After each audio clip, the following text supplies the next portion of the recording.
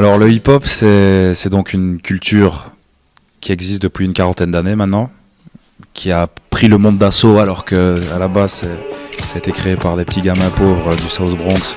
Donc cette culture comprend généralement 4 disciplines, on pourrait en dire plus, mais les 4 piliers, c'est le graffiti, c'est la danse hip-hop, et c'est la musique qui se subdivise avec l'art des DJ, les platines et créer les instrus, et l'art du microphone, le rap. Ouais, donc le graffiti, c'est la peinture.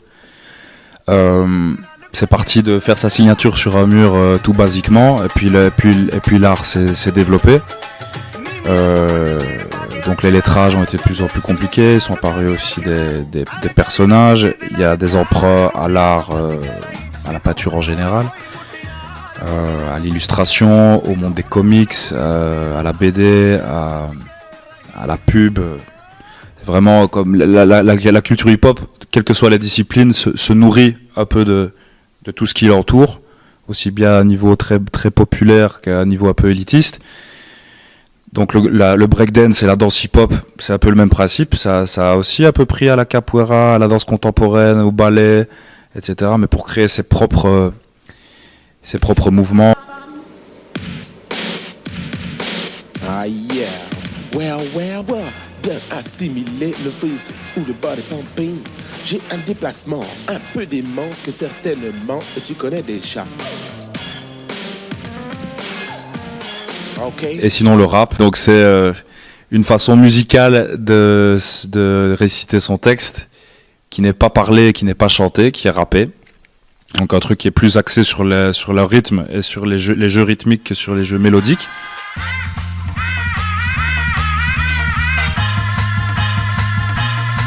C'est le truc qui renforce les défenses naturelles. En gros, l'effet d'un actimel. Enfant pour la gymnastique et l'exercice machinal. Et maintenant, on en est arrivé au point où le hip-hop lui-même nourrit toutes les autres disciplines artistiques. Du coup, il n'y a plus vraiment de frontières. Il y a du rap qui s'acoquine avec de l'électro, avec du jazz, avec du rock, avec plein de trucs.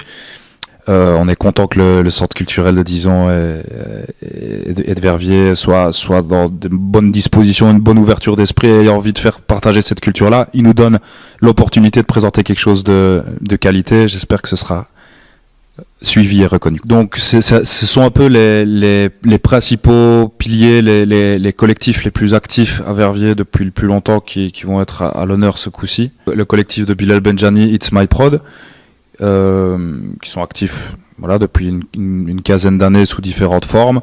Eux parlent un petit peu plus des réalités des quartiers et de leur vécu difficile. Il y a Aral et Sosé qui sont très actifs aussi depuis, pareil, une bonne quinzaine d'années facile. Eux, ils ont la particularité d'être DJ, donc qui font des scratchs et qui animent en soirée, etc. Ils sont aussi beatmakers, c'est-à-dire que c'est eux qui composent les instrus, et ils sont aussi rappeurs, c'est-à-dire qu'ils écrivent leurs textes et qu'ils les interprètent. Et le dernier collectif, c'est Dope ADN, qui était l'alliance de mon groupe Dope Squad avec le groupe ADN 76, et on cherchait une tête d'affiche française. Et REDK, qui vient des quartiers difficiles de Marseille, a toujours eu un discours Je prends des leçons de vie plus subtil, plus sensé, plus nuancé. Il a aussi une très bonne plume, assez littéraire. Là, vraiment, un événement avec une tête d'affiche française, avec les groupes qui s'exportent, parfois même jusqu'au Sénégal, au Maroc, à New York, etc., vont enfin pouvoir présenter leur travail au public verviétois. Si vous connaissez peu, c'est la bonne occasion de le découvrir avec ce week-end. Et si vous connaissez bien, c'est la bonne occasion de venir apprécier un spectacle de qualité, car on a voulu faire un truc ambitieux et pro qui puisse toucher aussi bien les néophytes que les passionnés.